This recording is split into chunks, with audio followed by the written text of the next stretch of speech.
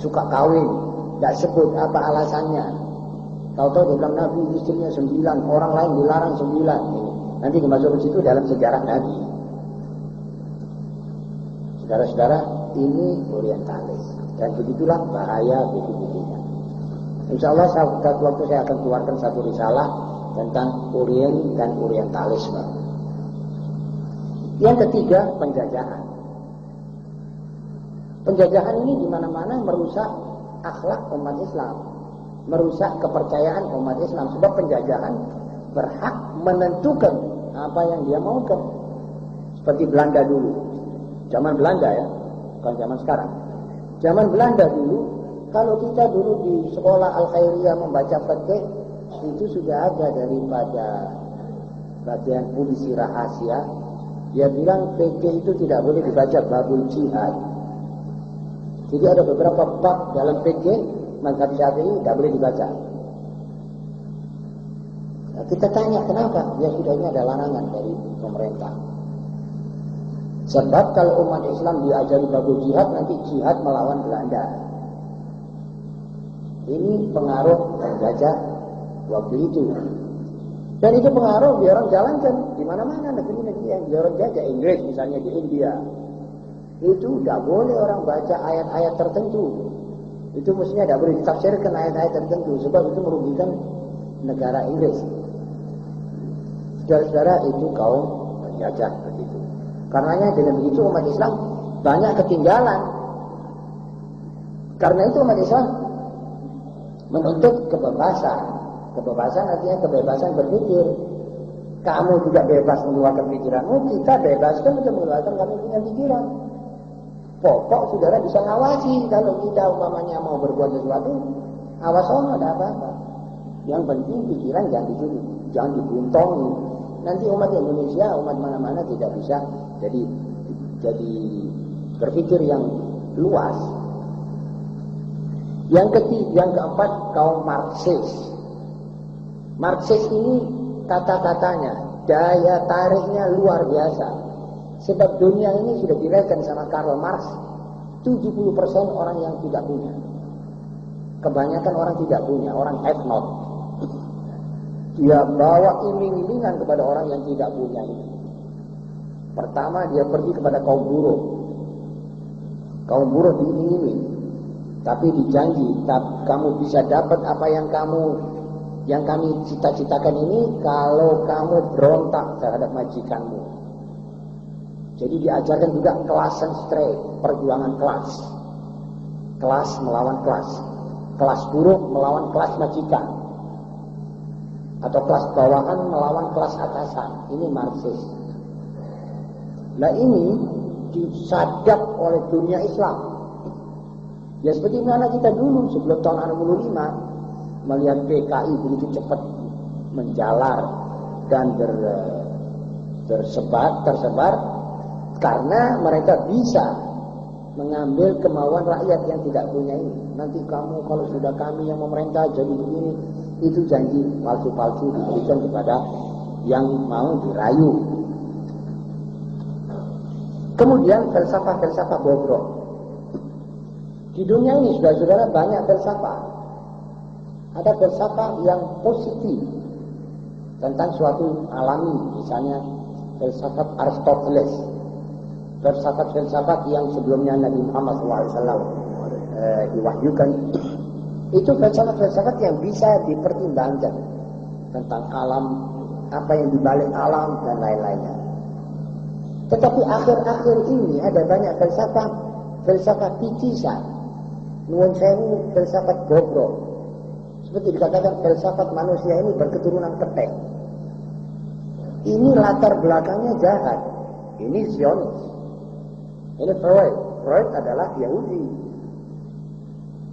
Dia bilang kalau sudah manusia berketurunan hewan seperti ketek ini, maaf, maka akhlaknya sudah tentu mengambil akhlaknya ketek. Akhirnya free sex apa itu melalui jadi keteisme ini ditarik urat katanya yang asli. Wa akhiru da'wahum, orang sudah jadi betul-betul ketek. Maaf. Ketek dalam praktek, bukan ketek betul. Pada manusianya saya tetap manusia. Waliyahillah. Kemudian paham sekularisme. Ini yang paling berat. Faham menanggalkan baju agama daripada seorang manusia paling berbahaya. Tanyalah kepada saya dari mana sumbernya ini. Saya jawab sumbernya Yahudi. Sebab Yahudi itu satu-satunya umat yang berpegangan pada agamanya, dia sendiri. Kemudian mereka itu hidup tertekan. Di waktu kaum gereja memimpin di Eropa di abad pertengahan, itu Yahudi tertekan, tidak bisa hidup, digencet dan digenjot. Di mana-mana Yahudi itu disebeti, dibukui, tidak dapat kesempatan hidup. Timbul pikiran sekularisme. Berikanlah apa untuk kaisar kepada kaisar dan untuk Allah kepada Allah.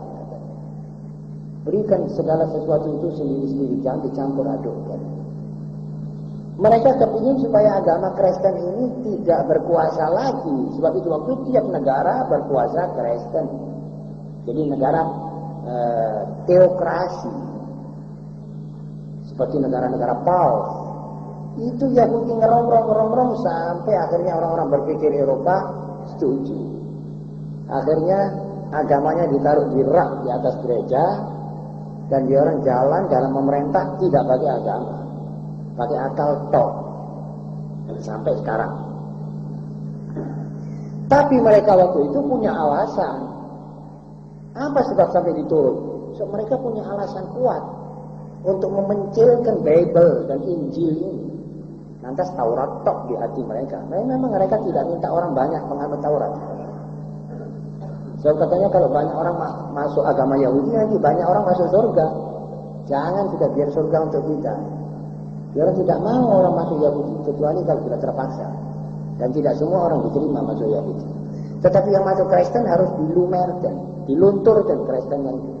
Atau dipisahkan antara Kristen dengan orang yang memerintah. Ada alasan. Alasannya sebab agama Kristen dan tindak tanduk kaum Kristen waktu itu menentang ilmu pengetahuan. Jadi semua orang yang sarjana dikejar-kejar, seperti Galilei dan lain-lainnya, itu diganyang habis-habisan. Akhirnya saudara-saudara, mereka sudah bisa menempatkan agama ini di tempat terpencil yang dijijiki orang. Lagi pula Kristen, agama Bible yang ada waktu itu dan sampai sekarang, tidak ada doktrina tentang bagaimana memimpin negara. Jelas tidak ada ajaran. Bagaimana saudara mengatur aturan damai, aturan jihad, aturan apa? Tidak ada. Jadi cuma sekedar nasihat-nasihat, lalu cerita-cerita dan lain sebagainya. Dapat jalan, akhirnya dipencilkan. Lalu dipencilkan ini sekaligus diiras-iraskan kena Islamnya sekali. Islam juga harus dijauhkan dari negara. Dan ini diikuti dan dituruti oleh orang-orang di Timur Tengah. Di Turki misalnya, sekular. Negara kami negara akal, negara ilmu. Ikut pada Yahudi. Lantas akhirnya mereka tetap membebek kepada Yahudi. Negara Arab yang sekular tetap membebek kepada Yahudi. Lantas begitu mereka dalam keadaan lupa daratan menangnya sekularisme di mana-mana ini, padahal ini tidak bisa dipraktekkan dalam Islam. Islam itu agama sama ibadat itu tidak bisa, ibadat sama mencari duit apa itu satu, tidak bisa dipisah-pisahkan. Dalam ajaran Islam agama itu satu dalam segala kehidupan manusia, masuk agamanya. Jadi berjihad agama, mencari nafkah agama, ibadah. Jadi kawin ibadah. Bagaimana bisa dipisahkan? Tidak bisa disekularkan. Tapi mereka paksakan sekularisme. Akhirnya terjadilah paham sekularisme ini di situ. Dan akhirnya yang rugi juga umat Islam sendiri di sana. Jadi yang meneriakkan sekularisme sebetulnya tidak mengerti agama Islam. Atau dia pura-pura tidak ngerti tetapi dia membeu kepada barat. Jadi tiap orang yang meneriakkan sekularisme, sampean bisa catat bahwa orang ini tidak mengerti agama Islam. Dan yang mau memisahkan politik dengan agama Islam ini juga tidak mengerti. Politik tidak mengerti agama Islam. Ini jelas. Saudara-saudara, karena itu sumbernya Yahudi juga. Jadi Yahudi berhasil menjatuhkan lawannya, salib waktu itu. Nah, sesudah salib jatuh, baru dia orang mulai menggarap Islam. Mengajak sisa-sisa pretelan kaum salib ini untuk menggasak Islam. Jadi sampai sekarang rongrongan ini berjalan terus. Yang ketujuh, kaum kebarat-baratan. Orang yang sok kebarat-baratan, orang yang sok model mau Eropa-Eropaan, mau barat-baratan, ini juga merongrong agamanya sendiri, agama Islam. Secara disadari atau tidak disadari. Sebab orang yang kebarat-baratan itu nanti memakai banyak dalih. Wah, ya kita perlu modernisasi. Kita mesti hidup modern. Dia kira hidup modern itu harus kita juga pakai desi, pakai sendok garpu, pakai minum seperti orang barat, pakai tos, pakai perempuan dikeluarkan duduk sama laki-laki yang bukan mahram, dan seterusnya dan seterusnya. Pakai dansa-dansaan, pakai itu. Dia kira itu hidup. Sebetulnya kalau mau maju bukan di situ yang mesti kita ambil. Ilmunya cari Kalau kita sudah mencari ilmu, kita sudah maju. Walaupun saudara pakai kelompokan, kalau saudara sarjana, ya sarjana. Jadi mestinya yang diambil ini ilmunya, bukan akhlaknya barat, bukan kebudayaannya. Karena westernisasi ini berjalan, pembaratan, maka semua ini mesti bernafaskan barat. Jadi barat itu kita superiorkan seperti Tuhan. Jadi segala persoalan problema, buku barat ada resepnya. Jadi kalau ada kelaparan di Indonesia misalnya atau di India, coba tanya PBB barat. Kita tidak bisa mencatat sendiri, sebab kita sudah diloyokan, kita punya otak. Kita tidak bisa menjaga. Harus pergi ke sana. Ini namanya kaum kebarat-baratan. Dan ini banyak di mana-mana. Yang paling banyak sekarang di Timur Tengah. Di Mesir, di Syria, orang seperti mau barat-baratan. Atau Soviet-Sovietan, Timur-Timuran. Tapi sama, itu semuanya termasuk umat barat. Yang ketujuh, yang kedelapan, pemuda yang gagal.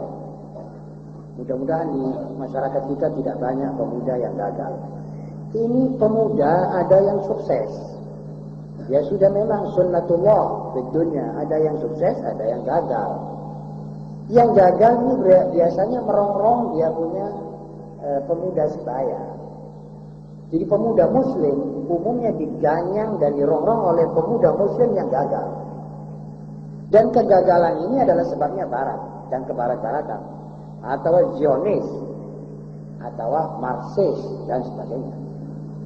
Berapa pemuda muslim menjadi sosialis Marxis?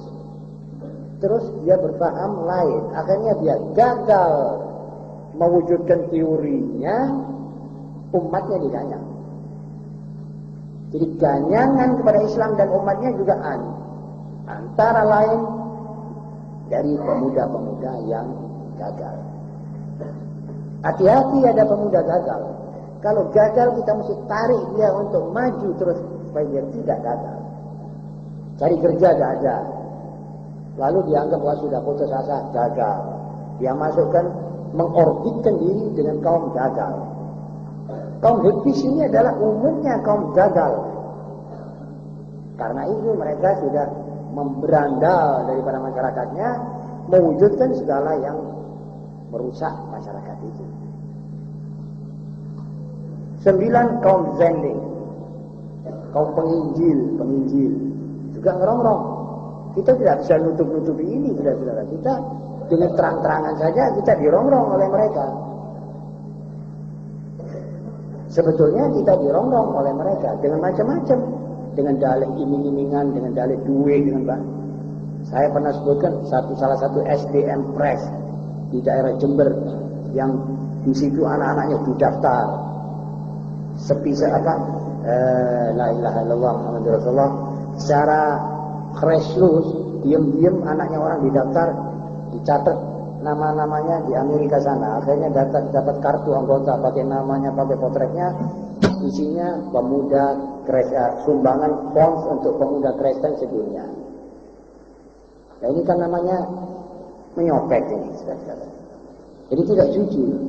Ini juga ditanya dirongrong di situ, lalu dibelikan sepatu kalau hari raya. Itu maksudnya supaya dikrestenkan. Dan nanti akan kira-kira ada berapa puluh dalih lagi. Kita yang tahu-tahu, yang tidak tahu. Ini namanya rongrongan. Dan kita mesti akui ini benar. Nah, kita bisa menjawab atau menggagalkan rongrongan itu takdir Allah Subhanahu wa taala nanti. Yang ke-10, kaum munafik. Munafik ini orang hidup, maunya hidup di mana-mana. Mau cocok dengan segala-galanya. Jadi mau cocok, waktu Jepang dia mau hidup sama Jepang dan terpuji oleh Jepang. Waktu zaman komunis dia juga mau kepingin hidup sama komunis dan terpuji oleh kaum komunis sebagai pahlawan nasional. Lalu dengan kaum sekarang juga kepingin terpuji. Jadi dia ini tidak punya satu pendirian yang cocok. Yang mana yang betul? Hidupmu waktu Jepang, hidupmu waktu sekarang, apa hidupmu waktu lain-lain pemerintahan ini? Ini orang tidak bisa saudara tanyai. Nanti saudara tanyai, yang mana yang saudara anggap benar? Tidak bisa. Sebab dia berbeda pendapat. Waktu itu pendapatnya begini, waktu itu pendapat begini. Pada saat-saat tertentu dia anggap kerjasama dengan komunis itu adalah wajib. Pada saat sesudah komunis ditumpas, dia ikut anti-kom. Orang-orang ini juga termasuk rongrong Islam dan umatnya. Mengganggu. Karena itu kaum munafik sudah disisihkan oleh Allah bersama kaum kafir. Dalam satu ayat Allah menyebut cuma dua, kaum kafir dan mukmin. Mana munafiknya? Munafiknya pada yang kafir. Begitu saudara. Kemudian alinea yang kedua. Alinea kedua Allah Subhanahu wa taala telah mewujudkan di